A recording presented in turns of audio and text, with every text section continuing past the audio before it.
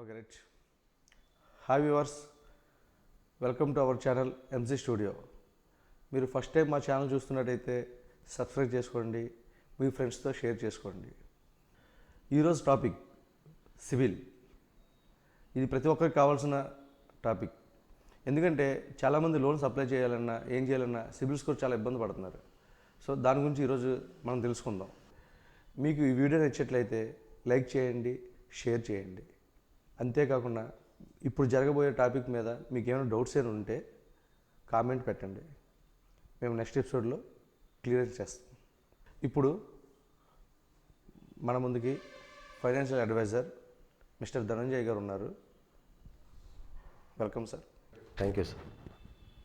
Okay sir, మీరు మాట్లాడిన మాటల్లో ఎక్కువగా చాలాసార్లు రిపీట్ అయ్యింది ఏంటంటే సిబిల్. What is CIBIL? అసలు సిబిల్ స్కోర్ ఇంపాక్ట్ ఎలా ఉంటుంది లోన్స్ మీద? సో దాని గురించి కొద్దిగా క్లుప్తంగా మన ఎంసీ ప్రేక్షకులకి చెప్పండి. సిబిల్ స్కోర్ అన్నది కస్టమర్ యొక్క రుణ చరిత్ర అండి. సిబిల్ ఫుల్ ఫామ్ వచ్చేటప్పటికి credit investment bureau of India limited అన్నది అదొక వెబ్సైట్. దానికి సంబంధించి ఏంటంటే కంప్లీట్గా అండర్ బ్యాంకింగ్ కోర్స్ సంబంధించి వీళ్ళందరూ కలిపి ఒక ట్రస్టీగా ఒక కస్టమర్ హిస్టరీ అన్నది ఇవ్వాలంటే మీరు నేను వ్యక్తిగతంగా ఇవ్వలేం కదా. దానికి ఒక ఇన్స్టిట్యూట్ ఉండాలి, అదే ప్రైవసీగా ఉండాలి. దానికంటూ ఆ సిబిల్ స్కోర్కి సంబంధించి ప్రతి బ్యాంకు కొంత అమౌంట్ పే చేస్తుంది. సో సిబిల్ స్కోర్ని బేస్ చేసుకునే ఈరోజు లోన్ ఇవ్వాలా లేదంటే డిక్లేర్ చేసుకునే పరిస్థితి ఈరోజు బ్యాంకింగ్లో ఉంది. So any finance institute at the same time ఏంటంటే ఎన్బిఎఫ్సి బ్యాంకులు, ఫైనాన్స్ సంస్థలు కూడా సిబిల్ స్కోర్ ఆధారంగానే కస్టమర్కి లోన్ ఇవ్వాలా వద్దా అనేది డిక్లేర్ చేసే పరిస్థితి ఉన్నాయి. అట్ ది సేమ్ టైం ఏంటంటే ఇక్కడ మనం గమనించాల్సింది, మన పాస్ట్ హిస్టరీ మనకు తెలుస్తుంది వ్యక్తిగతంగా. బట్ మనం దాచిపెట్టడానికి కొంతమంది ప్రయత్నం చేస్తారు కస్టమర్లు. బట్ దాన్ని కూడా క్లియర్ అండ్ అవుట్ పిక్చర్ డైరెక్ట్గా సిబిల్లో వస్తుంది. మనం ఎన్ని సందర్భాల్లో ప్రతి నెల రెగ్యులర్గా ఇన్స్టాల్మెంట్ కడుతున్నామా లేదా, ఏ సమయంలో మనం కట్టాము, టర్మ్ లోన్ అంటే లైక్ ఎగ్జాంపుల్ ఒక లోన్ తీసుకున్న కస్టమర్ 3 సంవత్సరాలు అంటే 36 నెలల్లో కట్టాల్సిన లోన్ని 40 నెలలకు క్లోజ్ చేశాడు అనుకుంటే ఆ 40 నెలల హిస్టరీ కూడా మనకి ఈ సిబిల్ రిపోర్ట్లో వచ్చేస్తుంది. సో దాన్ని బట్టి స్కోర్ ఇంక్రీజ్ అవ్వడం, డిక్రీజ్ అవ్వడం అది పూర్తిగా కూడా కస్టమర్ బాధ్యతే. సో కొంతమంది ఏంటంటే ఇది చాలా లోతైన సబ్జెక్ట్. బట్ కస్టమర్ తెలుసుకోవాల్సిన విషయం ఏంటంటే లోన్ తీసుకున్న తర్వాత టర్మ్ టు టర్మ్ క్లోజ్ చేయడం ఒక పద్ధతి. సో ఇన్ కేస్ ఎక్కడైనా పొరపాటు జరుగుంటే ఆ టర్మ్ సంబంధించిన రిపోర్ట్ అన్నది కన్సర్న్ లోన్ తీసుకున్న కంపెనీకి ఇంటిమేట్ చేస్తే సిబిల్లో ఆటోమేటిక్గా రిమూవ్ అవుతుంది. సో ఆర్బీఐ గైడ్లైన్స్ ప్రకారం ఒక కస్టమర్ హెల్దీ కస్టమర్ పర్ఫెక్ట్గా ఒక డిసిప్లిన్ క్రమశిక్షణ గల కస్టమర్ అయితే కనుక 750 స్కోర్ అంటే 750 స్కోర్ అనేది మ్యాండేటరీగా పెట్టారు. ఇప్పుడున్న పరిస్థితుల్లో 700 అనేది కూడా ఒక బెంచ్ మార్క్ ఫిగర్గా పెట్టారు. కొంతమంది ఇంకా 650, 550 ఉన్న కస్టమర్లకు కూడా కొన్ని పర్టికులర్ సందర్భాల్లో డిపెండింగ్ ఆన్ మేనేజర్ డెసిషన్ బట్టి కూడా లోన్ ప్రొవైడ్ చేయొచ్చు. అట్ ద సేమ్ టైం ఏంటంటే ఇప్పుడు హెచ్డిఎఫ్సి లాంటి కమర్షియల్ బ్యాంకులు కానీ, నేషనల్ బ్యాంకులైన స్టేట్ బ్యాంక్ కానీ, యూనియన్ బ్యాంక్ కానీ ఏదైనా సరే సిబిల్ మ్యాండేటరీగా తీసుకునేటప్పుడు 700 స్కోర్ ఉంటే ఆటోమేటికల్గా ఫైల్ మూవ్ అవ్వడానికి నెక్స్ట్ లెవెల్లోకి వెళ్ళి డిస్బర్స్ అవ్వడానికి 100% ఛాన్సెస్ ఉన్నాయి. సిబిల్ సంబంధించిన అయితే ప్రాథమికంగా ఇది. సిబిల్ స్కోర్ అనేది లేకపోతే కస్టమర్ భవిష్యత్తులో ముందుకెళ్ళే పరిస్థితి కూడా లేదు. సో దాన్ని దృష్టిలో పెట్టుకొని ప్రతి ఒక్కరు పాస్ట్ హిస్టరీని కూడా ఒక డిసిప్లిన్ సిస్టమ్కి అలవాటు చేసుకోవడం వల్ల ఈరోజు ₹1,00,000 లోన్ ఇన్ టైంలో కట్టకపోతే రేపు పొద్దున 10 లక్షలకు వచ్చే లోన్ కూడా తీసుకునే అవకాశాలు కోల్పోతారు. సో సిబిల్ స్కోర్ అనేది ప్రైమరీగా తీసుకోవాల్సిన బాధ్యత కస్టమర్కి ఉంది. దాన్ని అర్థం చేసుకోవాలి, దాని ఇంపార్టెన్స్ కూడా తెలుసుకోవాలి ఈరోజు. అదండి విషయం. ఓకే సార్, ఇప్పుడు సిబిల్ స్కోర్ అనేది మినిమం 750 రిక్వైర్డ్ అని అంటున్నారు. సో ఈ 750 రిక్వైర్డ్ అడిగితే ఆల్మోస్ట్ చాలా వరకు 70% కూడా ఫెయిల్యూర్ అయిపోతారు కదా సార్ చాలామంది. అంటే ఇక్కడ ఒక విషయం అండి, మనం గమనించాల్సిన విషయం ఏంటంటే 700 అన్నది హెల్దీ డిసిప్లిన్ ఉన్న కస్టమర్కి 700 స్కోర్ అన్నది ఆటోమేటిక్గా ఉంటుంది. బట్ ఇప్పుడు సహజంగా జరుగుతున్న ఇబ్బందులు ఏంటంటే ఈ కన్జ్యూమర్ గూడ్స్ లోన్స్ వచ్చేసినాయి కాబట్టి ఈ బజాజ్ ఫిన్సర్వ్ అని నెక్స్ట్ కొన్ని మైక్రో ఫైనాన్స్ కంపెనీలు కొన్ని ఎంటర్ అయినాయి. సో లో provide documents only pan, Aadhaar details ఇస్తే సిబిల్ స్కోర్ ఆధారంగా లోన్ ఇచ్చేస్తారు ఇన్స్టెంట్గా. లైక్ ఎగ్జాంపుల్ ఇస్తే బజాజ్ ఫిన్సర్వ్ అంటే ఒక టీవీ కొనాలనో లేదా ఒక ఆర్టికల్ కొనాలనో ఎనీ ఎలక్ట్రికల్ ఐటమ్ పర్చేజ్ చేస్తే ఇమీడియట్లీ ఇచ్చేస్తున్నారు. సో 10 months ఈఎంఐ పీరియడ్ పెట్టుకుంటారు, సిబిల్ ప్రాబ్లం లేదనుకుంటారు వీళ్ళు. సో నెంబర్ ఆఫ్ ఎంక్వైరీస్ కూడా పడతాయి సిబిల్లో. మీకు అబ్జర్వ్ చేయాల్సిన విషయం అంటే మనం ఒక ₹1,00,000 లోన్కి వెళ్ళినా 10 లక్షల లోన్కి వెళ్ళినా ఎంక్వైరీస్ అనేది పడతాయి. ప్రతి ఎంక్వైరీకి ఒక 2 points నుంచి 3 points డిక్రీజ్ అవుతాయి, అంటే తగ్గుతాయి. సో దానివల్ల ఏంటంటే కస్టమర్కి మనీ వాంటింగ్ ఉన్న కస్టమర్ ఇతను ఇప్పుడు రియాలిటీగా చెప్పాలంటే లోన్ అవసరం ఉన్న ప్రతి వ్యక్తి ఖచ్చితంగా ఏది అవసరమో దాని మీద దృష్టి పెడతారు. సో ఎక్కడ లోన్ వచ్చినా తీసేసుకుందాము అనే మైండ్ సెట్, అంటే మన సైకాలజీ కూడా ఈ సిబిల్ అనే యాటిట్యూడ్లో ఇన్బిల్ట్ అయ్యి ఉంటుంది. Okay sir. ఆ విషయం కూడా మనం గమనించుకోవాలా. Okay sir. సార్ సిబిల్ స్కోర్ని ఎలా పెంచుకోవాలి? ఇక్కడ ఏంటంటే ఇప్పుడు 700 బెంచ్ మార్క్ స్కోర్ ఉన్నది ఆర్బీఐ గైడ్లైన్స్ ప్రకారం, లేకపోతే ఒక హెల్దీ సిబిల్ స్కోర్ ఉన్న క్యాండిడేట్కి 700 అన్నది బెంచ్ మార్క్గా పెట్టుకున్నారు అన్నది అది యథార్థంగా అందరికీ తెలిసిందే. అన్ని బ్యాంకులు అన్ని ఫైనాన్స్ ఇన్స్టిట్యూట్లు మెయింటైన్ చేస్తున్నాయి. ఇక్కడ థింగ్ ఏంటంటే మనం గమనించుకోవాల్సింది, ఒకవేళ ఇన్ కేస్ కొన్ని కోవిడ్ కండిషన్స్ అవ్వచ్చు, లేకపోతే వ్యక్తిగత కారణాలు అవ్వచ్చు, లేదా ఆర్థిక పరిస్థితులు సపోర్ట్ చేయకపోవడం అవ్వచ్చు, different problems, different reasons. In case CIBIL score తగ్గిపోతే ఏంటి మా పరిస్థితి? ఏ బ్యాంక్కి వెళ్ళినా ఇప్పుడు ఏదైనా హౌసింగ్ లోన్ లాంటి పెద్ద 30 లక్షలు 40 లక్షలు లాంటి పెద్ద లోన్లు తీసుకోవాలన్నా ఇది ఇబ్బందికరమైన పరిస్థితులు చాలామంది ఎదుర్కొంటున్నారు. ఓపెన్గా చెప్పకపోయినా మేము చూసిన అంశాలను బట్టి, మేము అబ్జర్వ్ చేసిన విషయాలను బట్టి ఈ సిబిల్ స్కోర్ తగ్గిపోతే ఏంటి మా పరిస్థితి, భవిష్యత్తులో ఇంకెక్కడ లోన్ రాదా అనే సందిగ్ధంలో కస్టమర్ ఉన్నారు ఈరోజు. బట్ మనకు తెలిసిన ఇన్ఫర్మేషన్ ఏంటంటే, లైక్ ఎగ్జాంపుల్ చెప్తున్నాను, బజాజ్ ఫిన్సర్వ్లో ఒక లోన్ తీసుకున్నాడు ఒక పార్టీ 10 months ఈఎంఐ పీరియడ్ పెట్టుకొని రెగ్యులర్గా 7 months పే చేశాడు. ఒక 2 నెలలు అనివార్య కారణంలో అది కట్టలేకపోయాడు. సో తర్వాత మళ్ళీ దాన్ని క్లియర్ చేశాడు ఒక 3 నెలల తర్వాత. సో దీని అర్థం ఏంటంటే ట్రాక్ మిస్ అయ్యాడు. సో దానివల్ల స్కోర్ డిక్రీజ్ అయిపోయింది, తగ్గిపోయింది. తర్వాత రియలైజ్ అయ్యాడు, వేరే ఎక్కడి నుంచో అమౌంట్ సోర్స్ వచ్చింది, వెళ్ళి కట్టేశాడు. సిబిల్ స్కోర్ 700ది 650కో వచ్చేసింది అనుకుందాం, ఎగ్జాంపుల్, సందర్భం కూడా అదే కాబట్టి. బట్ దాన్ని రివైజ్ చేసుకోవాలంటే బ్యాంకర్ నెక్స్ట్ లోన్కి వెళ్ళేటప్పుడు ఇది అబ్జెక్షన్ అవుద్ది. సహజంగా సిబిల్ స్కోర్ ఎప్పుడు ఇంప్లిమెంట్ అవుద్దంటే, ఒక లోన్ తీసుకున్న తర్వాత తను నేను చాలా పర్ఫెక్ట్గా కట్టేశానని కస్టమర్ అనుకుంటారు. బట్ బ్యాంక్ వెళ్ళిన తర్వాత అక్కడ సిబిల్ స్కోర్ చేస్తే మీరు బజాజ్లో 2 ఈఎంఐస్ చెక్ బౌన్స్ అయినాయి, సో దానివల్ల మీ సిబిల్ స్కోర్ పడిపోయింది, 650 ఉంది, ఇప్పుడు 700 ఉంటే కానీ మేము చేయలేము, దీన్ని క్లియర్ చేసుకొని రండి, దాన్ని బట్టి నెక్స్ట్ స్టెప్కి వెళ్దామని చెప్పి మేనేజర్ చెప్పాడు. అప్పుడున్న పరిస్థితుల్లో మనం బయటికి రావాలి అంటే ఏంటంటే ఒకటే మార్గం, ఆల్రెడీ కట్టేసిన అమౌంట్ 2 వాయిదాలు మనం కట్టేసాం ఒక 2 months గ్యాప్లో. సో దానికి పర్టికులర్ రీజన్ చెప్పి ఎన్ఓసి సర్టిఫికేట్ తెచ్చుకోవాలని. ఎన్ఓసి సర్టిఫికేట్ ఏంటంటే అక్కడ ఎటువంటి ఓవర్ డ్యూ లేదని చెప్పి ఒక నో అబ్జెక్షన్ సర్టిఫికేట్ అనేది ప్రొవైడ్ చేస్తారు ప్రీవియస్ కంపెనీ వాళ్ళు. సో ఇతని వల్ల మాకు ఎటువంటి నష్టం జరగలేదు, ఇన్ టైంలో అతను ఇంట్రెస్ట్తో సహా పర్టికులర్గా క్లోజ్ చేసి తీసుకున్నాడని చెప్పి ఒక ఎన్ఓసి ఎప్పుడు ఇస్తారంటే, ఆల్రెడీ ఎరియర్స్ అమౌంట్ పెండింగ్ ఉంటుండగా ఎన్ఓసి ఇవ్వరు. సో కంప్లీట్గా యాజ్ ఆన్ డేట్ వాళ్ళకున్న బకాయి ప్రకారం ఆ రోజు క్లియర్ చేసే టైంకి ఎటువంటి రూపాయి బకాయి లేకపోతే ఎన్ఓసి ఇస్తారు. సో ఎటువంటి నో డ్యూ సర్టిఫికేట్ ఇచ్చేటప్పుడు జీరో బ్యాలెన్స్, అక్కడ మనకి ₹1 కూడా బకాయి లేదని చెప్పి ఒక ప్రూఫ్ ఆఫ్ డాక్యుమెంట్ కింద ఎన్ఓసి ప్రొవైడ్ చేస్తారు వాళ్ళ లెటర్ హెడ్ మీద. So at the same time ఏంటంటే మనకు పర్సనల్ రిక్వెస్ట్గా ఒక లెటర్ ఇవ్వాలి వాళ్ళకి, సార్ ఈ కారణం వల్ల నాకు సిబిల్ స్కోర్ పడిపోయింది కాబట్టి మీరు సిబిల్కి సపోర్ట్ చేయండి అని చెప్పి. ఎందుకంటే ఎక్కడైతే లోన్ తీసుకున్నామో ఆ సంస్థ నుంచే మనం ప్రాసెసింగ్ చేయాలి. సో నెక్స్ట్ లోన్కి వెళ్ళినప్పుడు ఆ ఎన్ఓసి డాక్యుమెంట్ వీళ్ళకి ప్రొవైడ్ చేయడం వల్ల కస్టమర్ జెన్యూనిటీ అర్థమవుతుంది కాబట్టి, సో ఆటోమేటిక్గా దాన్ని బేస్ చేసుకొని మళ్ళీ లోన్ ఇవ్వడానికి ఏమైనా ముందుకు వస్తాడు. మీరు టోటల్ బ్యాలెన్స్ క్లియరింగ్ అనేది ఇన్ టైంలో చేస్తే ఎన్ఓసి ఇస్తా అన్నారు.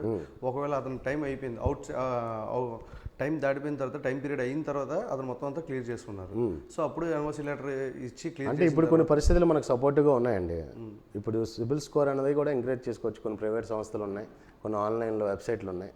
CIBIL how to increase CIBIL score అనేది ఒక ప్రాసెస్ ఉంది. లేదా డైరెక్ట్ సిబిల్కే మనం మెయిల్ ప్రాసెసింగ్ చేయొచ్చు. నేను అదే సార్, ఇప్పుడు అలాగ అప్లై చేసి ఏదో కంపెనీకి అప్లై చేసుకోవడం కన్నా ఇప్పుడు మనకి ఎక్కడైతే మైనస్ జరిగిందో, ఇప్పుడు ఎక్కడైతే మనకు మైనస్ జరుగుతుందో అక్కడ క్లియర్ చేసుకొని దాని సిబిల్ స్కోర్ పెంచుకోవడం కుదరదంటారా? అదే సార్ చెప్పేది, సిబిల్ అనేది ఒక వ్యక్తికో ఒక సంస్థకో సంబంధించిన విషయం కాదు. మనం గమనించాల్సింది ఏంటంటే సిబిల్ అనేది ఇంటర్లింక్డ్ యూనివర్సల్ బ్యాంకింగ్, మొత్తం అన్ని బ్యాంకులకి కలిపి సిబిల్ని ఒక ప్రామాణికంగా తీసుకుంటున్నప్పుడు, ఒక బజాజ్లో పెండింగ్ ఉంటే కనుక అక్కడి నుంచి ఎన్ఓసి తీసుకొచ్చి ఏ ఎస్బీఐలో హౌసింగ్ లోన్కి వెళ్ళేటప్పుడు దానికి సంబంధించిన వివరణ ఇచ్చి ఆ ఎన్ఓసి డాక్యుమెంట్ ప్రొవైడ్ చేయొచ్చు. సో కానీ సిబిల్లో స్కోర్ ఇంక్రీజ్ చేసుకోవాలంటే ఒక ఏకైక మార్గం ఏంటంటే, ఎక్కడైతే మనం లోన్ తీసుకున్నామో ఆ సంస్థ దగ్గరికి వెళ్ళి మనం డీటెయిల్స్ ఇచ్చి పర్సనల్ అప్రూవల్ ప్రకారం రిక్వెస్ట్ చేసుకుంటే అక్కడ ఇంక్రీజ్ అయ్యే ఛాన్సెస్ ఎక్కువగా ఉంటాయి. సో ఎక్కడైతే మనకి ఆ లాస్ ఆఫ్ స్కోర్ ఉందో దాన్ని ఇంక్రీజ్ చేసుకోవడానికి ఏకైక మార్గం ప్రీవియస్ ఏదైతే లోన్ తీసుకున్నామో ఆ సంస్థలోకి వెళ్ళి మనం మాట్లాడుకోవాలి. ఓకే సార్, ఇప్పుడు నాకు తెలిసిన ఇంకొక వ్యక్తి సేమ్ ఇలాగే లోన్ తీసుకున్నారు, కొంతకాలం బాగానే కట్టారు, తర్వాత కరోనా ఇంపాక్ట్ వలన కట్టలేకపోయారు. మన ఎంసీ స్టూడియో ఛానల్ తరపున ఒక ప్రేక్షకుడు అడిగిన క్వశ్చన్ అండి, అతను ఒక బ్యాంకులో ₹1,00,000 లోన్ తీసుకున్నాడు. అతను పరిస్థితి బాగున్నంతసేపు కట్టాడు. మొన్న కరోనా టైం కాడి నుంచి కట్టలేకపోయాడు. సో అది క్లోజ్ చేసేద్దాం ఉద్దేశంతో తనకు సమ్ అమౌంట్ అని వచ్చింది. అది క్లియర్ చేద్దాం ఉద్దేశంతో వెళ్ళాడు. ఒక 80,000 వరకు ఉండేసరికి కట్టాడు. 80,000 కట్టి 20,000 పెండింగ్లో పెట్టాడు. సో ఆ 20,000 కట్టగానే అలాగ మర్చిపోయి వదిలేసాడు. ఆ తర్వాత సరే ఒక లోన్ అప్లై చేసుకుందాం ఉద్దేశంతో అప్లై చేస్తుంటే సిబిల్ స్కోర్ మైనస్లో చూపిస్తుంది. ఏంటా ప్రాబ్లం అంటే ఇలా సమ్ బ్యాంకులో ఇలాగ మీ అమౌంట్ ఇంకా క్లియరెన్స్ అయినట్టుగా రావట్లేదండి, చూపించట్లేదు అని చెప్పారు. సరే ఆ అమౌంట్ క్లియరెన్స్ చేసేసుకుందాం అనే ఉద్దేశంతో వెళ్ళాడు. ఈలోపు ఆ లేట్ కాస్త అయ్యేసరికి ఆ ఇంట్రెస్ట్లు కాస్త అన్నీ కలిపి ఒక 70,000 దాకా అయిందండి. ఇప్పుడు ఆయనకి ఏం చేయాలో కన్ఫ్యూజన్లో పడ్డాడు. ఏదో రకంగా క్లియర్ చేద్దాం అనే ఉద్దేశంతోనే సరేలే ఎవరో సలహా తీసుకున్నారు. సలహా తీసుకుంటే సెటిల్మెంట్ పెట్టుకున్నాడు. ఒక 30,000కి క్లియర్ చేసుకున్నాడు. సో అప్పుడు ఆయన ఏంటంటే సెటిల్మెంట్ స్లిప్ ఇచ్చారండి. అక్కడ ఎక్కడితో క్లోజ్ అయిపోయింది కదా అనే ఉద్దేశంతో అతను కూడా వచ్చేసాడు. తర్వాత మళ్ళీ లోన్కి అప్లై చేసుకున్నాడు. అయినా కూడా సిబిల్ స్కోర్ మళ్ళీ సేమ్ యాజ్ ఇట్ ఈస్గా అలాగే మైనస్ చూపిస్తుంది. సార్ ఇది సార్ సిచ్యువేషన్. సో దీనికి ఏమైనా సొల్యూషన్ ఏమైనా ఉందా? ఖచ్చితంగా సొల్యూషన్ లేని ప్రాబ్లం ఏముంటుందండి, ఖచ్చితంగా చెప్పొచ్చు. కానీ ఇక్కడ ఏంటంటే కస్టమర్కి అవగాహన లేకపోవడం ఫస్ట్ మిస్టేక్. రెగ్యులర్గా కట్టుకోవాలి. కొన్ని ఆర్థిక పరిస్థితుల వల్ల అతను కట్టలేకపోయాడు, ఇది వాస్తవం. యాక్చువల్గా తీసుకున్న అమౌంట్ ₹1,00,000 ప్రిన్సిపల్ అమౌంట్. ఒక ఈఎంఐ సిస్టమ్ ఉంది. నెలకు ₹5,000 ఎంతో డిక్లేర్ చేసి ఉంటారు. రెగ్యులర్గా కట్టారు. బట్ కోవిడ్ కండిషన్లో అలా ఆర్థిక పరిస్థితి సపోర్ట్ చేయడం వల్ల సమ్ పెండింగ్ ఉండిపోయాడు. సిస్టంలో అతను ఎంత పెండింగ్ ఉన్నాడండి, ₹20,000కి ఎరియర్స్ అనో, లేకపోతే వేరే పెనాల్టీ ఛార్జెస్ అనో, థర్డ్ పార్టీ ఛార్జెస్ అనో, రికవరీ ఛార్జెస్ అనో, సంథింగ్ బ్యాంక్కి కొన్ని ఛార్జెస్ ఉంటాయి. అవి హిడెన్ ఛార్జెస్, పబ్లిక్ తెలియకపోవచ్చు. బట్ అవుట్పుట్ ఒక నోటీస్ ఇవ్వాలి రూల్ ప్రకారం. అలా నోటీస్లో ఖచ్చితంగా పర్సనల్ లోన్ కాబట్టి డీటెయిల్ ఇచ్చి ఉంటారు. బట్ పార్టీకి నేను ₹20,000 పెండింగ్ ఉన్నాను ఆ బ్యాంకులో అన్నది మైండ్లో ఉంటుంది. కానీ ఇక్కడ యథార్థంగా వచ్చేటప్పటికే వాళ్ళు కొన్ని ఛార్జెస్ చేయడం వల్ల అది ₹40,000 నుంచి ₹80,000 వెళ్ళొచ్చు. బట్ ఇక్కడ మీరు చెప్పిన అంశంలో భాగంగా ఈ కస్టమర్ వెళ్ళి 1-4 సార్లు తిరిగైనా సరే వాళ్ళతో ఒక అండర్స్టాండింగ్ వచ్చి దాన్ని సెటిల్ చేసుకున్నారు 30,000కి మీరు చెప్పిన అంశం. సో ₹30,000 సెటిల్ చేసుకుంటే అక్కడ సిస్టంలో ₹70,000 చూపించింది కదండి. సో ₹70,000 చూపించినప్పుడు ఏమంటే ₹30,000 తీసుకొని వాళ్ళు ఒక రిసీట్ ఇస్తారు. మీరు కట్టిన అమౌంట్కి 100% రిసీట్ ఇస్తారు. సెటిల్మెంట్ అని ఇస్తారు. బట్ సెటిల్మెంట్ అని ఇస్తే that is the not a valid point. Next bank కానీ నెక్స్ట్ లోన్కి కానీ మీరు ఎక్కడ అప్రోచ్ అయినా అది సిబిల్ రిపోర్ట్లో సెటిల్మెంట్ అని వస్తుంది. సెటిల్మెంట్ అనేది దాని అర్థం ఏంటంటే కొంత బకాయి మాత్రమే మాకు కట్టాడు, మాతో ఆర్గ్యుమెంట్ చేసి సెటిల్ చేసుకున్నాడు ఇతను అన్నది ఒక ఇండికేషన్. సో ఎప్పుడు ఏ లోన్ క్లోజ్ చేసినా క్లోజింగ్ అని రావాలండి. క్లోజింగ్ అని రావాలి అంటే యాజ్ ఆన్ డేటు మన ప్రీవియస్ ఎక్కడైతే లోన్ తీసుకున్నామో ఆ సంస్థకి మనం ఏ బాకీ లేకుండా చూసుకోవాల్సిన బాధ్యత కస్టమర్ది. అవగాహన లేక ఇలాంటి చాలా మిస్టేక్స్ వస్తున్నాయి. మార్కెట్లో మ్యాక్సిమం పీపుల్ ఈ విషయం మీదే ఇబ్బంది పడే పరిస్థితి వస్తుంది. ఓకే సార్, అంటే ఇప్పుడు 30,000 కట్టారు కాబట్టి ఇక క్లోజింగ్ కూడా ఇచ్చేస్తారా లెటర్? అంటే ఇక్కడ ఒక విషయం గమనించాల్సిన విషయం ఏంటంటే ఇప్పుడు వాళ్ళకి పెండింగ్ ఉన్నప్పుడు రికవరీ ఏజెంట్ వస్తాడు, లేకపోతే రికవరీ ఆఫీసర్ ఫోన్ చేస్తాడు, లేకపోతే రికవరీ దగ్గర వాళ్ళ సంస్థ నుంచి ఒక నోటీసులు వస్తాయి, లీగల్ డిపార్ట్మెంట్ నుంచి నోటీసులు వస్తాయి. ఈ తలపోట్ల నుంచి తప్పించుకోవడానికి ఆ ₹30,000 అనేది ఒక సాధనంగా కస్టమర్కి ఉపయోగపడుద్ది. అది ఆ స్టెప్ వరకే ఉపయోగపడుద్ది.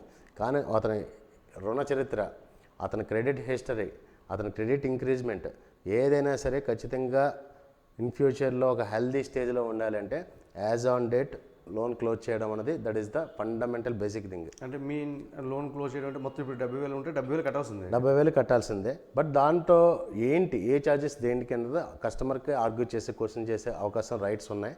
బట్ అది క్వశ్చన్ చేయగలగాలి ఆ పర్టికులర్ ఆఫీసర్ని కానీ, లేకపోతే దీనికి సంబంధించి ఇంకా టెక్నికల్గా కొన్ని ఎన్బిఎఫ్సి కంపెనీలు తప్ప నేషనల్ బ్యాంక్లో అంత హెడెన్ ఛార్జెస్ అయ్యవు. ఇక్కడ హెడెన్ ఛార్జెస్ ఉంటాయి. ఇప్పుడు మీరు అడిగిన అంశం ఏంటంటే ₹20,000 ఉన్నప్పుడు ₹80,000 ఎలా చేశారు అన్నది. ఆ ₹60,000కి లెక్క ఇవ్వాల్సిన బాధ్యత ఆ కంపెనీకి ఉంటుంది. దానికి లెక్క ఉంటుంది. ఒక పర్టికులర్ టర్మ్ దాటేసిన తర్వాత ఆటోమేటిక్గా పేనల్ ఇంట్రెస్ట్ అనేవి పడతాయి. పేనల్ ఇంట్రెస్ట్ కాకపోతే థర్డ్ పార్టీ ఛార్జెస్ అని ఉంటాయి, లీగల్ ఛార్జెస్ ఉంటాయి, నోటీసులు ఛార్జెస్ ఉంటాయి, రికవరీ ఏజెంట్ తిరిగినందుకు కూడా ఛార్జెస్ పడతాయి. మీకు ఏదైనా నోటీస్ పంపిస్తే ఆ ఛార్జెస్ పడతాయి. ఇంకా ఇది పర్సనల్ లోన్ సంబంధించిన విషయం. ఇంకా ఇన్డెప్త్కి వెళ్తే హౌసింగ్ లోన్లో ఏంటంటే ఈ అమౌంట్ క్లోజ్ అవ్వకపోగా అకౌంట్ సెటిల్మెంట్ అని రాసేసి పిల్ కూడా వేస్తారు, కోర్టులో కేసు కూడా ఫైల్ చేస్తారు. సో ఆ అంశాలు అనేది ఇన్డెప్త్ అది. సో ఇక్కడ మీరు అడిగిన ఈ ₹1,00,000 మ్యాటర్కి మాత్రం ఒక అంబడ్స్మెన్కి లెటర్ పంపించుకోవచ్చు మనం. మనకున్న ఇబ్బందిని. బ్యాంకింగ్ అంబడ్స్మెన్ అని చెప్పి ప్రతి స్టేట్కి ఒకరు ఉంటారు. దానికి సంబంధించి మన హైదరాబాద్ రిలేటెడ్, మన ఇప్పుడు ఏపీ డివైడ్ అయింది కాబట్టి ఒక విజయవాడకి రిలేటెడ్ అంబడ్స్మెన్ అని చెప్పి గూగుల్లో కొడితే నెంబర్ డీటెయిల్స్ అన్నీ ఓకే వస్తాయి. సార్. మన ప్రాబ్లం వాళ్ళకి పంపిస్తే వాళ్ళ రెక్టిఫికేషన్ అనేది ఇన్ని రోజుల్లో 15 డేస్ వర్కింగ్ డేస్లో దాని మీద రిపోర్ట్ ఇవ్వమని చెప్పి అంబడ్స్మెన్ ద్వారా కూడా మనం కస్టమర్కి న్యాయం చేయొచ్చు. అంటే ఇప్పుడు ఆ కస్టమర్ ఒకళ్ళు కట్టలేకపోయాడు అనుకోండి, ఇంకా ఫ్యూచర్ ఇంకా సిబిల్ స్కోర్ ఇంకా అలా ఫైట్ చేయాల్సిందేనా మరి? అంటే అది 30,000 సెటిల్మెంట్ చేస్తున్నాడు, మరి ఆ అమౌంట్ సెటిల్మెంట్ అయిపోయింది కాబట్టి అది ఓకే చేసుకుని క్లియరెన్స్ లెటర్ ఇచ్చేయచ్చు కదా. ఒక విషయం సార్, యాజ్ పర్ అగ్రిమెంట్లో అక్కడ కండిషన్స్ ఉంటాయి, టర్మ్స్ అండ్ కండిషన్స్లో సైన్ చేసి అగ్రి అయ్యాడంటే పార్టీ నేను ఏ కారణాల వల్లనే నేను లోన్ కడతానని చెప్పి అంగీకరించడమే కదా. సో ఇప్పుడు మ్యాక్సిమం కట్టేశాడు అతను. సో ఎరియర్స్ ఏంటి, ఆ 20,000 రూపాయలకి ఇంకో 60,000 రూపాయలు కలిపి 80,000 రూపాయలు కట్టడం ఏంటన్నది కస్టమర్ యొక్క క్వశ్చన్. సో దాన్ని ఏ రకంగా తగ్గించుకోవచ్చు, ఆ కంపెనీతో సెటిల్మెంట్ కాకుండా క్లోజింగ్ ఏ రకంగా చేసుకోవచ్చు, దానికి మార్గాలు ఉన్నాయి. అదే నేను చెప్పే అంశం. ఇక్కడ ఏంటంటే ఆ పర్టికులర్ కంపెనీతో, ఆ క్రెడిట్ ఆఫీసర్తో కానీ, వాళ్ళ పైన హైయర్ సూపరిటీ ఆఫీసర్తో కానీ ఈ కారణాల వల్ల వాళ్ళు కనుక కాంప్రమైజ్ అవ్వకపోతే, రియాలిటీగా కనుక హిడెన్ ఛార్జెస్ పడినట్టు మనకు కన్ఫర్మేషన్ అయితే, బ్యాంకింగ్ అంబడ్స్మెన్ కలిసి అదే అమౌంట్ని 40,000 రూపాయల్లో క్లోజింగ్ చేసుకోవచ్చు. అవును సార్. ఆయన ఎలా క్లోజ్ చేసుకోవాలి? ఇప్పుడు పై ఆఫీసులతో మాట్లాడి ఇప్పుడు హెడ్ ఆఫీస్ వచ్చే ఢిల్లీలోనే అక్కడ ఉంటుంది, అక్కడికి వెళ్ళి క్లోజ్ చేసుకోవాలంటారు. ఇప్పుడు ఏదైనా ఆన్లైన్ వ్యవస్థకు వచ్చేసిన తర్వాత మనం ఫిజికల్గా వెళ్ళి కలిసే వ్యవహారం అయితే ఇప్పుడు లేదండి. సో బ్యాంకింగ్ అంబడ్స్మెన్ అనేది గూగుల్లో ఉంటుంది. అడ్రస్ తీసుకొని డీటెయిల్స్ తీసుకొని మొత్తం కంప్లీట్ డేటా అంతా ఫీడ్బ్యాక్ కరెక్ట్గా ఇస్తే ఖచ్చితంగా రెస్పాండ్ అవుతారు. అది రియాలిటీ. అంటే ఎలా ఉండాలంటే అది ఖచ్చితంగా మనకి లాస్ అయ్యాము ఈ విషయంలో, లేదా ఈ విషయంలో మనం నష్టపోయాము, లేదా ఈ సంస్థ మమ్మల్ని రాంగ్ డైరెక్షన్లోకి తీసుకెళ్ళింది, అన్నెసరీగా నా దగ్గర నుంచి రూపాయి కట్టిస్తుంది అనుకున్న సందర్భంలో మనం అంబడ్స్మెన్ని అప్రోచ్ అవ్వాలి. దానికి తగ్గ క్లియర్ ఎవిడెన్స్ పిక్చర్, అంటే మనం అంతకుముందు కట్టిన loan RTR report, repayment track report ఇవ్వాలి. అట్ ది సేమ్ టైం ఏంటంటే ఆ పర్టికులర్గా 30,000 రూపాయలు కట్టిన రిసిప్ట్ కూడా ఏ డేట్లో కట్టామని చూడాలి. వాళ్ళు ఓరల్గా చెప్పిన విషయాలు ఉంటే కనుక దానికి సంబంధించిన కూడా ఇన్ఫర్మేషన్ మన అంబడ్స్మెన్ ప్రొవైడ్ చేయాలి. ఫైనల్గా హిడెన్ ఛార్జెస్ ఏంటి, ఇప్పుడు పర్టికులర్గా లేట్ ఫీజ్ ఛార్జెస్ తీసుకునే రైట్ ఆర్బీఐ బ్యాంకులకి ఇచ్చిందండి. దానికి ఒక లెక్క ఉంది, 24% మించి ఉండకూడదు. అది దాటి 36, 42 కూడా వసూలు చేసిన సంస్థలు ఉన్నాయి. దాని మీద వెళ్ళి రైట్ వేలో మనం కరెక్ట్గా ప్రొవైడ్ చేయగలిగితే డెఫినెట్లీగా ఇది క్లోజింగ్ కింద తీసుకొని రావచ్చు. సో కస్టమర్కి ఇర్రెస్పాన్సిబిలిటీ ఉండకూడదు. ఈ రోజుల్లో ఉండాల్సింది ఏంటంటే బాధ్యత ఉండాలి. తన హిస్టరీ, తన రికార్డ్ని తను ఎప్పటికప్పుడు ఇంప్రూవ్ చేసుకుంటూ ఉండాలి. ఎందుకంటే ఈరోజు ₹1,00,000 పర్సనల్ లోన్ విషయంలోనే నువ్వు ఇబ్బంది పడితే రేపు పొద్దున 50 లక్షల హౌసింగ్ లోన్లో ఏ రకంగా ఆలోచించాలి? అదేనండి. ఇప్పుడు ఎవరు కూడా కావాలని చేయరు కదా. ఇప్పుడు ఇన్సిడెంట్స్ అదే చెప్తున్నాను సార్, మోర్ దాన్ పీపుల్లో జరిగేది ఏంటండి, కోవిడ్ కండిషన్స్ వల్ల జరిగేది సిచ్యువేషనల్గా జరిగేది, నెగ్లిజెన్సీ వల్ల ఇంటెన్షనల్గా కూడా చేసేవాళ్ళు ఉంటారు. మళ్ళీ వాళ్ళందరూ రియలైజ్ అవ్వాలి కదా ఈ విషయంలో. ఇప్పుడు కస్టమర్గా మనం అంత పర్ఫెక్ట్గా జెన్యున్గా ఉన్నామని మనం అనుకుంటున్నాం. సంస్థ అన్నది ఒక rules and regulations, terms and conditions లోబడి ఉంటాయి. సో దానికి తగ్గట్టు మనం కూడా అవగాహన పెంచుకోవాలి. దానికోసమే కదా మేము కలిసి ఈ అవేర్నెస్ ప్రోగ్రామ్ చేస్తున్నాం. సో అది కూడా మనం ఇన్బిల్డ్ చేసుకోవాలి. సో ఈ ప్రాబ్లం అనేది మన నాన్ సెక్టర్ బ్యాంకింగ్కేనా లేకపోతే నేషనల్ బ్యాంక్స్ కూడా ఉంటుందా? సో ప్రైమరీగా నేషనల్ బ్యాంకుల్లోనే ఉంటుంది. సహజంగా నేషనల్ బ్యాంకుల్లో ఈ సిబిల్ ప్రాబ్లం కంటే కూడా సహజంగా ఈ జరిగేది ఏంటంటే ఈ micro companies, small scale companies, ఈ బజాజ్ లాంటి సంస్థలు, శ్రీరామ్ చిట్స్ ఇలాంటి చిన్న చిన్న సంస్థలు, చిన్న చిన్న వెహికల్ లోన్స్, లైక్ ఎగ్జాంపుల్ ఒక ₹1,00,000 టూ వీలర్ వెహికల్ లోన్ తీసుకొని ఒక ఈఎంఐ పెండింగ్ ఉంటే ఆ అవతల లోన్ ఇచ్చిన సంస్థ ఏమీ క్వశ్చన్ చేయదు. ఎందుకంటే 95% ప్రిన్సిపల్ రిటర్న్ అయిపోయిన తర్వాత మిగతాది ఏరియాస్లో కలిపేస్తారు, బట్ సిస్టంలో డిలే చేయరు. సో క్లోజ్ చేసుకోవాల్సిన బాధ్యత కస్టమర్గా ఉంటుంది. నేను ఎవ్రీథింగ్ అంతా పర్ఫెక్ట్గా ఈఎంఐలు కట్టేశాను అనుకుంటారు, కానీ ఈ for example 3 years 5 years vintage, అంటే 3 years అంటే 36 months, 5 years అంటే 60 installments, ఒకటైనా బ్రేక్ అవ్వగానే ఉంటాడా ఎంత పర్ఫెక్ట్గా కట్టినా? ఆ ఒక్కదాని వల్ల కూడా సిబిల్ స్కోర్ తగ్గిపోయిన సందర్భాలు ఉంటాయి. కస్టమర్ ఏమనుకుంటే నేను పర్ఫెక్ట్గా త్రూ నా అకౌంట్ ద్వారా వెళ్ళిపోయింది అని అనుకుంటాడు. బట్ ఇక్కడ ఏంటంటే ఆ ఒక్క ఏరియర్ వల్ల కూడా పెనాల్టీ పడవచ్చు. సో సిబిల్ స్కోర్ అనేది అప్రమత్తంగా ఉండాలండి, అవగాహన ఉండాలి, దీని మీద పెంచుకోవాలి ఖచ్చితంగా.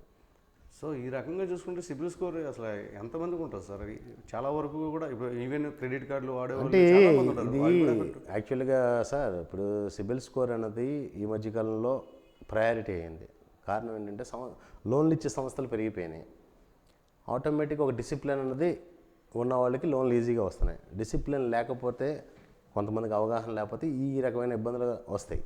సో దీనికోసం అనేది మనం చేసే ఈ కార్యక్రమాల ద్వారా అవ్వచ్చు, లేదా వాళ్ళకున్న డైరెక్ట్ బ్రాంచ్ మేరతో ర్యాప్ అవ్వచ్చు, అవగాహన పెంచుకుంటూ వెళ్ళడమే. బట్ ఏది ఏమైనా సరే సిబిల్ స్కోర్ అన్నది ఇన్ ఫ్యూచర్లో లోన్కి రోల్ ప్లే చేసే అసైన్మెంట్ అవుతుంది. సో కాబట్టి సిబిల్ స్కోర్ విషయంలో ప్రతి ఒక్కరు జాగ్రత్తగా ఉండాలండి. సో ఇప్పుడు ఇలాగ అనుకుంటే బ్యాంక్స్ కూడా టర్న్ ఓవర్ కూడా తగ్గిపోతూ ఉంటుంది, కానీ చాలా వరకు అంటే లోన్స్ ఇవ్వడమే కానీ ఇలాగ యాక్చువల్గా వాళ్ళకి ఉంటాయి, ఇన్ని ఇయర్కి ఇన్ని లోన్స్ ఇవ్వాలి, ఇన్ని రికవర్ చేసుకోవాలి, వాళ్ళకి ఉంటాయి కదా. అవునండి. సో ఈ రకంగా కూడా కస్టమర్లు వాళ్ళకి దొరకరు కదా. ఇక్కడ ఒక విషయం గమనించుకోవాలి సార్, ప్రతి ఒక్కరికి లోన్ ఇవ్వాలన్న రూల్ ఏం లేదు కదా. అర్హత ఉన్న వాళ్ళకి లోన్ ఇవ్వమని చెప్పి ఆర్బీఐకి చెప్పింది. ఇప్పుడు housing loan rate of interest 6.5గా ఇస్తున్నారు. అదే పర్సనల్ లోన్ 14% కూడా ఇస్తున్నారు. లైక్ ఎగ్జాంపుల్ మన మార్కెట్ని కంపేర్ చేసి చూసుకుంటే ₹2 వడ్డీకి అప్పు దొరుకుతుంది, మార్కెట్లో ₹10 వడ్డీకి అప్పు దొరుకుతుంది. ₹10 వడ్డీ తీసుకున్నవాడు జీవితంలో పైకి రాడు, ₹2 వడ్డీ తీసుకున్నవాడు జాగ్రత్తగా బయటకు వస్తాడు. అయితే భవిష్యత్తులో నిరభ్యంతరంగా ఉండొచ్చు. లోన్ సంబంధించిన హిస్టరీగా కానీ, రీపేమెంట్ విషయంలో కానీ అంతా ఆన్లైన్ సిస్టమ్ వచ్చేసింది. మొబైల్లో కంప్లీట్ ఇన్ఫర్మేషన్ వస్తుంది. మన ఈఎంఐ రెడ్యూస్ అయినా కూడా ఇమీడియట్లీ మనకి ఇంటిమేషన్ వస్తుంది ఈరోజు. సో క్లియర్ ఇన్ఫర్మేషన్ ఉన్న ఇలాంటి సందర్భాల్లో డిఫాల్ట్కి వెళ్ళకుండా రైట్ ట్రాక్లో వెళ్తే ₹1,00,00,000 కూడా లోన్ తీసుకునే సందర్భాలు, ₹1,00,000తో మొదలెట్టిన వ్యక్తి ₹1,00,00,000 లోన్ తీసుకునే సందర్భాలు కూడా మనకు అనేకం ఉన్నాయి. ఇక్కడ మనం అది గమనించుకోవాలి. ఎప్పుడు రైట్ ట్రాక్లో నడవడం కోసం చూడాలి తప్ప అన్నెసరీగా మనం ఈ ప్రాబ్లమ్స్ పెంచుకొని మన క్రెడిట్ హిస్టరీ మనమే బడి చేసుకొని బయట వ్యక్తులకి మనం దొరికిపోయే పరిస్థితి తెచ్చుకోకూడదు. Okay sir. అది ఇప్పుడు చాలా వరకు నాన్ బ్యాంకింగ్ సెక్టర్స్ ఇలాగ గోల్డ్ లోన్ పెట్టుకుంటే సిబిల్ స్కోర్ పెరుగుద్ది అని చెప్తున్నారు. అది ఎంతవరకు కరెక్ట్ అంటారు? అంటే ఏం లేదండి, యాక్చువల్గా ఏంటంటే ఒక కస్టమర్ హెల్దీ హిస్టరీ మనకి చెప్పేది సిబిల్ రిపోర్ట్లోనే. ఇప్పుడు ఎటువంటి లోన్స్ తీసుకోలేదనుకోండి, అతని ట్రాక్ ఎలాంటిదని ఎలా చెప్పగలం? ఇప్పుడు లోన్ తీసుకొని అతను కట్టే విధానాన్ని బట్టి అతని ట్రాక్ని డిక్లేర్ చేస్తాం మనం. ఇక్కడ గోల్డ్ లోన్ ఎందుకు తీసుకోమంటారంటే కస్టమర్ అన్నది లోన్ తీసుకోవాలి, ఇన్ టైంలో కట్టాలి, లోన్ తీసుకోవాలి, ఇన్ టైంలో కట్టాలి. నెంబర్ ఆఫ్ ట్రాన్సాక్షన్స్ ఉండొచ్చు, బట్ అతను కట్టిన రీపేమెంట్ ట్రాక్ రిపోర్ట్ని బట్టి అతని క్రెడిట్ ఇంక్రీజ్ అవుతుంది. అసలు లోన్ తీసుకొని కస్టమర్కి -1 వస్తుంది స్కోరు. అంటే ఎక్కడ లోన్లు తీసుకున్నాడు, ఇచ్చిన తర్వాత ఎలా ఉంటాడు అన్నదే మనకు తెలియదు కదా. బట్ మనం అబ్జర్వ్ చేయాల్సిన విషయం ఏంటంటే ఎక్కువ లోన్స్ తీసుకున్నా కట్టే విధానాన్ని బట్టి సిబిల్ స్కోర్ ఇంక్రీజ్ అవ్వడం, డిక్రీజ్ అవ్వడం జరుగుతాయి. సో కాబట్టి అలా గైడ్ చేసే వాళ్ళందరూ కూడా ఏంటంటే గోల్డ్ లోన్ తీసుకుంటే అది అసెట్ సెక్యూర్డ్ లోన్. ఇప్పుడు మనకు గోల్డ్ అంటే ఒక ఆర్నమెంట్, దానికి ఒక విలువ ఉంది. ఆ 24 క్యారెక్టరా లేదా కేడిఎం అని చూసి డిక్లేర్ చేసి దాని ప్రకారం డిక్లేర్ చేస్తారు. గోల్డ్ లోన్ అన్నది ఖచ్చితంగా సిబిల్ స్కోర్ ఇంక్రీజ్ అవుతుంది గోల్డ్ లోన్ తీసుకోవడం వల్ల. బట్ ఏంటంటే అది కూడా యాక్షన్ వరకు తెచ్చుకునే పరిస్థితి లేకుండా time to time interest pay చేస్తే, సో అదొక అసైన్మెంట్ కాబట్టి ఆ రకంగా 2 పాయింట్లు, 5 పాయింట్లు, 20 పాయింట్లు పెరిగినా పెరుగుతుంది. Okay sir. సార్ ఒక వ్యక్తి 500 సిబిల్ స్కోర్ ఉండి అతను గోల్డ్ లోన్ తీసుకొని ఇన్ టైంలో పే చేసేస్తే అతనికి 500 నుంచి 700కి సిబిల్ స్కోర్ పెరిగే ఛాన్సెస్ ఏమైనా ఉన్నాయా? అంటే ఇక్కడ మనం గమనించాల్సింది ఏంటంటే ఒక 750 స్కోర్ దగ్గర నుంచి 500 వరకు కస్టమర్ డౌన్ అయ్యాడంటే, డిక్రీజ్ అయ్యిందంటే బికాజ్ ఏ కారణం వల్ల అతను 500 స్కోర్కి పడిపోయాడు. అది ఫస్ట్ ఇంప్లిమెంట్ చేయాలి. ఇప్పుడు లైక్ ఎగ్జాంపుల్ అతను ఏ కార్ లోనో తీసుకున్నాడు ఒక HDFC బ్యాంక్లో. ఆ కార్ లోన్ తీసుకోవడం వల్ల ఇన్ టైంలో పే చేయకపోవడం వల్ల, టైం టు టైం ఈఎంఐ అనేది బ్యాంక్ ప్రొవైడ్ చేయకపోవడం వల్ల, ట్రాక్ రిపోర్ట్ తగ్గిపోవడం వల్ల అది 500 స్కోర్కి వచ్చేసింది. 500 స్కోర్ అక్కడ తగ్గిపోతే ఇక్కడ గోల్డ్ లోన్ తీసుకోవడం వల్ల ఇంక్రీజ్ అవ్వడం అన్నది సెకండ్ అసైన్మెంట్, ఇది వర్కౌట్ అవ్వదు. ఫస్ట్ ఏంటంటే అక్కడ రీపేమెంట్ ట్రాక్ రిపోర్ట్ తగ్గింది కాబట్టి కంప్లీట్గా అక్కడ 0 క్లోజ్ చేసి ఆ క్లోజింగ్ సర్టిఫికేట్ బేస్ చేసుకొని ఫర్దర్గా అలాంటి ప్రాబ్లం రాకుండా గోల్డ్ లోన్ తీసుకొని దాన్ని ఇన్ టైంలో పర్ఫెక్ట్గా చేసుకుంటూ వెళ్తే గ్రాడ్యువల్గా గ్రోత్ పెరుగుతుంది తప్ప ఇన్స్టెంట్గా అప్పటికప్పుడు మార్పులు వచ్చే పరిస్థితి ఉండదండి. అది గమనించుకోవాలి. Sir common people credit card తీసుకోవడం వల్ల ఉపయోగం ఏమిటి? దాని ఇంపాక్ట్ సిబిల్ స్కోర్ మీద కూడా పడుతుందా? ఖచ్చితంగా ఉంటుందండి. ఇక్కడ మనం అబ్జర్వ్ చేయాల్సిన విషయం ఏంటంటే క్రెడిట్ కార్డ్ అనేది బ్యాంక్ మనకు ప్రొవైడ్ చేస్తుంది. In case of urgent situations, emergency, other facilities without carry cash, ఆ రకంగా షాపింగ్ వీటికి మనకి అడ్వాంటేజ్ అవుతుంది క్రెడిట్ కార్డ్. క్రెడిట్ కార్డు వల్ల ఎన్ని లాభాలు ఉన్నాయో అట్ ది సేమ్ డిసడ్వాంటేజ్ కూడా అలాగే ఉన్నాయి. ఇన్ కేస్ క్రెడిట్ కార్డు కనుక మనం తీసుకొని దాన్ని యూజ్ చేయకపోయినా మినిమం ఛార్జెస్ అనేది పడతాయి. డిపెండింగ్ ఆన్ బ్యాంక్ కండిషన్స్ లోబడి ఒక్కొక్క బ్యాంక్ ఒక్కొక్క ఛార్జ్ వేసేస్తుంది. అది క్లియర్గా మెన్షన్ చేస్తారు. అంతేగాని కార్డు తీసుకుని ఇంట్లో ఫ్యాషన్ కోసం పెట్టుకునే విషయం అయితే కాదు. క్రెడిట్ కార్డ్ని యూజ్ చేయాలి. దాన్ని సర్ప్లస్ అంటే లైక్ ఎగ్జాంపుల్ ఇనిషియల్గా వచ్చేటప్పటికి 25,000 నుంచి 50,000 వరకు ఫస్ట్ కార్డు కింద ప్రొవైడ్ చేస్తారు.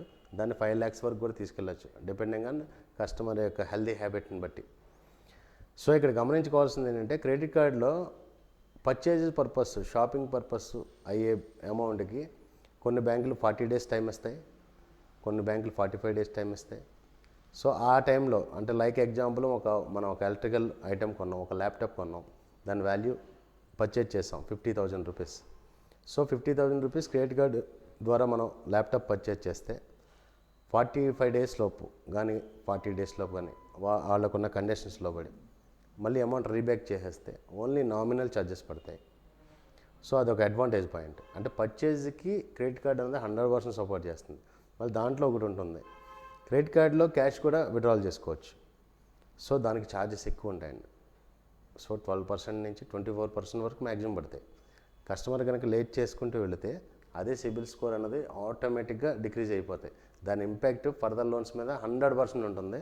సో క్రెడిట్ కార్డ్ హ్యాబిట్ అనేది very advantage habit. At the same time in టైంలో దాన్ని సరిగ్గా యూజ్ చేసుకోకపోతే అదే మన ఫ్యూచర్లో మన క్రెడిట్ హిస్టరీ మొత్తం రుణ చరిత్ర అంతా కూడా డిఫాల్ట్లోకి తింటేస్తుంది. కాబట్టి క్రెడిట్ కార్డ్ రెండు వైపులకు పదునున్న కత్తి లాంటిది. సో ఆ రకంగా యూజ్ చేసుకోవాలి. క్రెడిట్ కార్డు సంబంధించి చాలా అడ్వాంటేజ్ ఉన్నాయి, at the same time disadvantage కూడా ఉన్నాయి. ఆ రెండింటికి డిఫరెన్స్ అనేది చూసుకోవాలి. క్రెడిట్ కార్డు అనేది ఇప్పుడు లైక్ ఎగ్జాంపుల్ చెప్తున్నాను. క్రెడిట్ కార్డు గురించి మాట్లాడుకోవాల్సి వస్తే కనుక ఇప్పుడు డెబిట్ కార్డుకి క్రెడిట్ కార్డుకి డిఫరెన్స్ కూడా చాలామందికి తెలియదు. డెబిట్ కార్డ్ అంటే ఇప్పుడు ఆల్రెడీ మన అకౌంట్లో ₹1,00,000 బ్యాలెన్స్ ఉండే ఆ ₹1,00,000 నిమిత్తం వరకు దాని పరిమితం వరకు మనం ఎంతైనా యూజ్ చేసుకున్నది డెబిట్ కార్డ్ కేటగిరీలోకి వస్తుంది. That is my own amount అని కస్టమర్ భావిస్తాడు. క్రెడిట్ కార్డ్ అనేది బ్యాంక్ అనేది ప్రొవైడ్ చేస్తుంది. ఇప్పుడు ఇందాక మీకు చెప్పినట్టు ₹50,000 నుంచి 5 లక్షల వరకు కూడా క్రెడిట్ ఇంప్రూవ్మెంట్ చేసుకోవచ్చు. దానివల్ల స్కోర్ కూడా ఇంప్రూవ్ అవుతుంది. సో ఏ రకంగానే anywhere in India, anywhere in foreign కంట్రీస్లో కూడా క్రెడిట్ కార్డు మనకు చెల్లుబాటు అవుతుంది.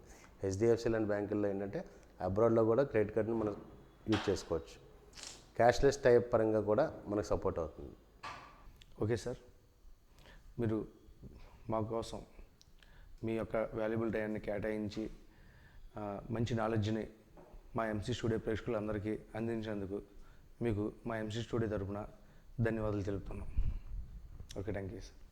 ఒక కామన్ పీపుల్కి at the same time banking సంబంధించిన అవగాహన లేని వ్యక్తులకు కూడా ఈ రకంగా మనం మంచి విషయాలు ప్రొవైడ్ చేసినందుకు, తెలియపరిచినందుకు ఈ అవకాశం ఇచ్చిన లక్ష్మణ్ గారికి కానీ ఎంసీ స్టూడియో ప్రేక్షకులకు కానీ అందరికీ నమస్కారం అండి. Thank you very much. ఈ ఎంసీ స్టూడియో అనేది మన ఎంసీ స్టూడియో. మీకు ఈ సబ్జెక్టే కాదు ఇంకే సబ్జెక్ట్ గురించి తెలుసుకోవాలనుకున్నా మాకు కామెంట్ పెట్టండి. ఆ సబ్జెక్ట్ కోసం మేము కూడా ట్రై చేసి మీకు అందించే విధంగా మేము కూడా ట్రై చేస్తాం. ఏ సబ్జెక్ట్ అయినా పర్వాలేదు. అంతేకాకుండా ఇవే కాదు, ఇంకా మంచి మంచి సబ్జెక్టులని ప్లాన్ చేస్తున్నాం. అవన్నీ కూడా మీకు అందిస్తాం. మీకు యూజ్ఫుల్ అయ్యే విధంగా మీకు డెప్త్ని అందించడానికి మేము ఆల్మోస్ట్ మేము రెడీగానే ఉన్నాం ఎనీ టైం. ఓకే, సో మా ఎంసీ స్టూడియోని ఇంత దిగ్విజయంగా ముందుకు నడుపుతున్నందుకు మా ప్రేక్షకులందరికీ ధన్యవాదాలు తెలుపుకుంటున్నాం. This is BN Lakshman, MC studio. Please subscribe, like and share.